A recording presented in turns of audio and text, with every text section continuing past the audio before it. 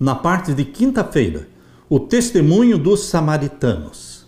Abra sua Bíblia agora e vamos ler o capítulo 4 de João, o verso 27 em diante.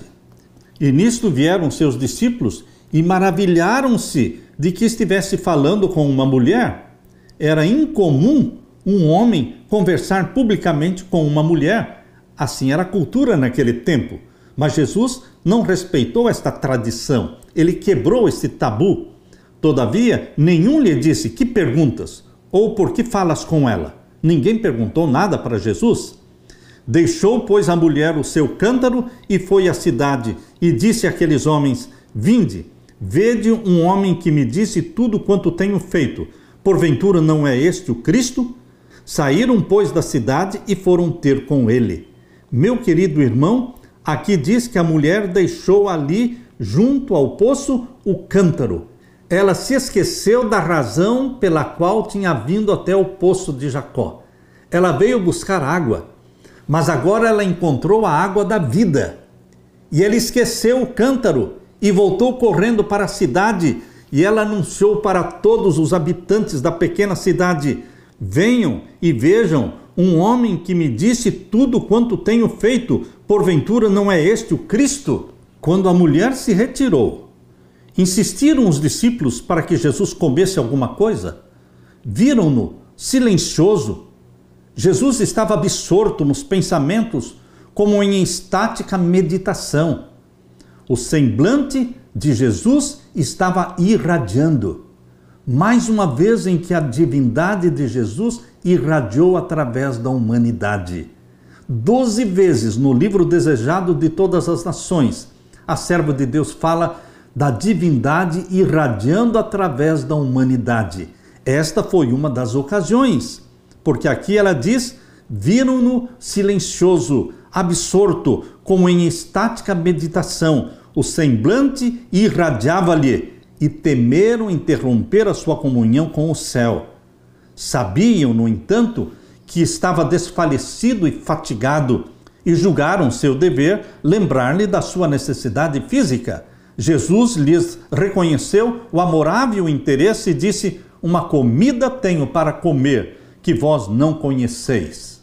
Ora, meu querido irmão, que comida era essa que Jesus tinha para comer e que os discípulos não sabiam, não conheciam? Os discípulos cogitaram quem lhe poderia ter trazido o alimento. Ele, porém, explicou: a minha comida é fazer a vontade daquele que me enviou e realizar a sua obra. Meu querido irmão, esse texto que está aqui em João capítulo 4. Veja comigo, João capítulo 4, o verso 32. Uma comida tenho para comer que vós não conheceis. E o verso 34. Jesus disse: a minha comida é fazer a vontade daquele que me enviou e realizar a sua obra. Este era o prato preferido de Jesus. Esta é a minha comida e a minha bebida, fazer a vontade daquele que me enviou. Meu querido irmão, que exemplo Jesus está colocando diante de você e de mim? Nós também, espelhando-nos em Jesus Cristo, nós também precisamos falar de coração: minha comida e minha bebida é fazer a vontade do meu Pai que está nos céus. Fazer a vontade daquele que nos enviou. Porque assim como o Pai enviou o Filho enviou você e a mim. O ide de Jesus Cristo é para mim e para você. E a nossa comida e bebida deve ser fazer a vontade daquele que nos enviou. Ministrar a uma alma faminta, sedenta da verdade, era para Cristo mais grato do que comer ou beber. Constituía um conforto para Jesus, um refrigério para ele. A beneficência era a vida da sua alma. Jesus Cristo tem fome da simpatia e do amor daqueles que ele comprou com seu próprio sangue.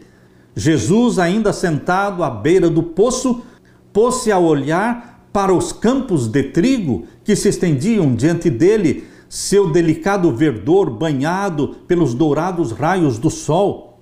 E Jesus falou: não dizeis vós que ainda há 4 meses até que venha a ceifa? Eis que eu vos digo: levantai os vossos olhos e vede as terras, que que já estão brancas para a ceifa. Quando Jesus proferiu estas palavras, levantai os olhos e vejam as terras que estão brancas para a ceifa, Jesus estava olhando naquele exato momento para a multidão que estava vindo, correndo da cidade para junto do poço de Jacó, para encontrar Jesus e ouvir as suas palavras. Olhava os grupos que se vinham dirigindo ao poço. Faltavam 4 meses para a ceifa do cereal. Entretanto, havia uma colheita pronta para ser ceifada. A colheita do trigo, a colheita da cevada, ainda faltavam 4 meses para ela. Mas outra colheita estava pronta na hora de colher. Era aquela multidão que saiu da cidade correndo para vir até o poço, ouvir as palavras de Jesus. Os samaritanos vieram a ouvir Jesus e nele creram. Aglomerando-se ali em torno de Jesus, assediaram-no com perguntas, recebendo ansiosamente suas explicações de muitas coisas que para eles eram obscuras. Eram como um povo em meio de grande treva, seguindo um súbito raio de luz, até chegarem à claridade do dia. Mas não se satisfazem com uma breve entrevista. Ansiavam ouvir mais e dar aos seus amigos também a oportunidade de ouvir esse maravilhoso mestre Jesus. Convidaram Jesus para ir até a cidade, pedindo que ele ficasse com eles. E durante 2 dias, meu irmão, 2 dias, Jesus permaneceu na Samaria e muitos mais creram nele. Os fariseus pediam para Jesus um sinal para que pudessem crer nele. Os samaritanos, porém, não pediram sinal nenhum. E Jesus não operou nenhum milagre entre os samaritanos, a não ser a revelação dos segredos da vida da mulher junto ao poço. Entretanto, muitos o receberam. Em sua nova alegria, disseram para a mulher: já não é mais pelo que você falou que nós cremos, porque nós mesmos o temos ouvido, nós mesmos sabemos que este é verdadeiramente o Cristo, o Salvador do mundo. Aleluia! Os samaritanos criam que o Messias havia de vir como redentor não só dos judeus, mas do mundo. E agora eles estavam vendo o Messias, que amava não só judeus, mas amava também os gentios.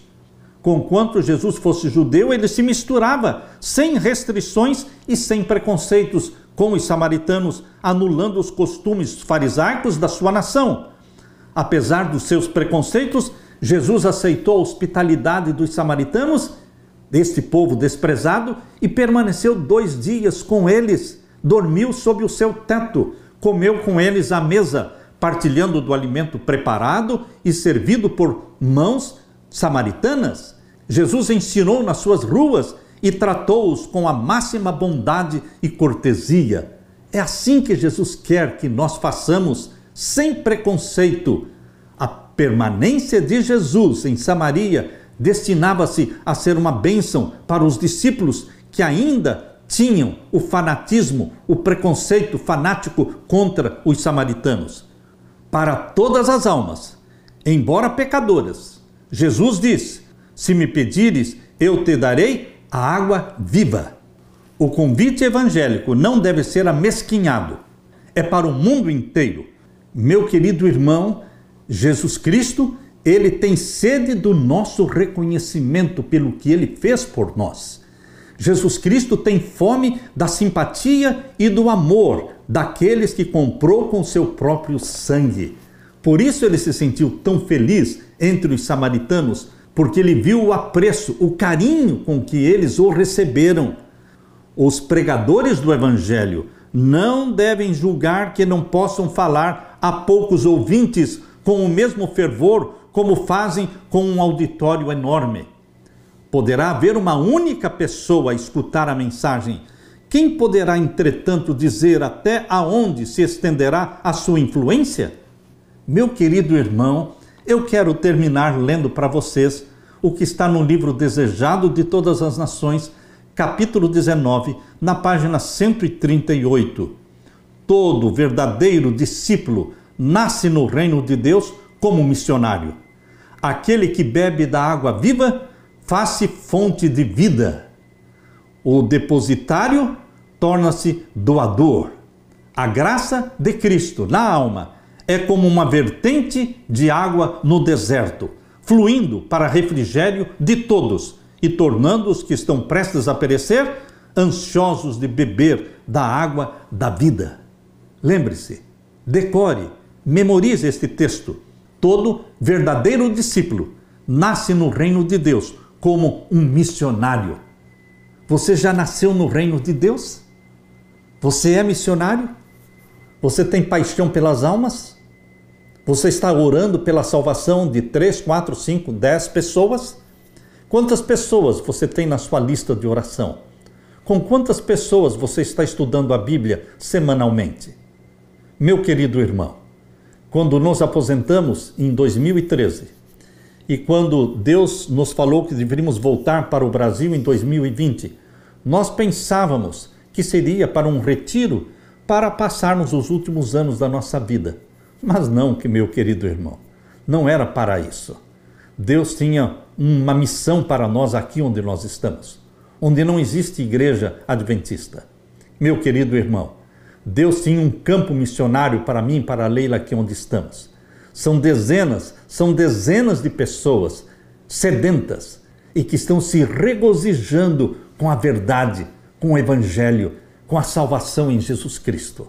Eu tenho a plena convicção de que o verdadeiro discípulo de Cristo nasce no reino de Deus como um missionário.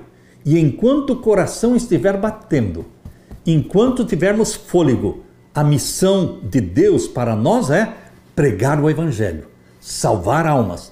É assim que estamos fazendo e é assim que Deus está desafiando você também a fazer. Que Deus derrame o Espírito Santo sobre você.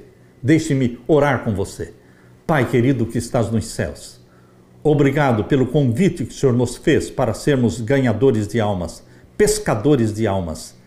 E obrigado pelo exemplo que o Senhor nos deixou na Bíblia desta mulher, auditório de uma só pessoa, mas que foi incendiada pelo Espírito Santo e que se tornou uma grande missionária. Que o Senhor derrame o Espírito Santo sobre cada irmão e sobre cada irmã e fortaleça em nós o pensamento, a convicção de que o verdadeiro discípulo de Cristo nasce no reino de Deus como um missionário. Faze-nos missionários, possuídos pelo Espírito Santo, incendiados pelo Espírito Santo, para a glória do teu nome. Em nome de Jesus pedimos. Amém, Senhor. Deixo com você, meu irmão, minha irmã, a paz de Jesus. Amém.